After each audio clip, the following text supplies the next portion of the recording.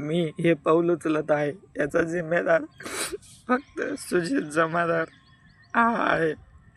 माझ्याशी लग्न केलं, खोटं प्रेम केलं, 8 वर्ष राहिलं.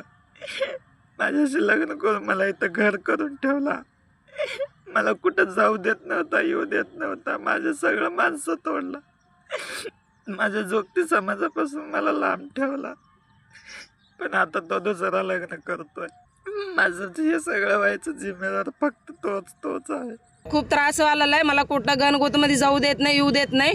काय त्या माझ्या फाशीला त्यांना जबाबदार आहे सुधीर जमादार, असं त्यानं स्पष्ट बोललेलं आहे. जीव जाताना त्यानं बोललेलं आहे त्यानं दुसरं लग्न करून घेणार आहे. आज त्याची हळदी आहे हे सांगितल्यामुळं तो म्हणजे असं करून घेतलेलं आहे. त्याच्या दोस्तावर त्याचं प्रेम होतं, त्याशी त्यानं लग्न केलं. काय त्यानं करून त्याला सोबत राहतो म्हणून त्याला हर गोष्टीने त्याला फसवून करून त्याला वर्षभर तर आमच्या ग्रुपमध्ये सुद्धा त्याला भेटू दिला नाही, कोणाला बोलू दिला नाही, येऊ दिला, घराच्या बाहेर जाऊ देत नव्हता, मारहाण करत होता. म्हणून त्याला काय करत होता.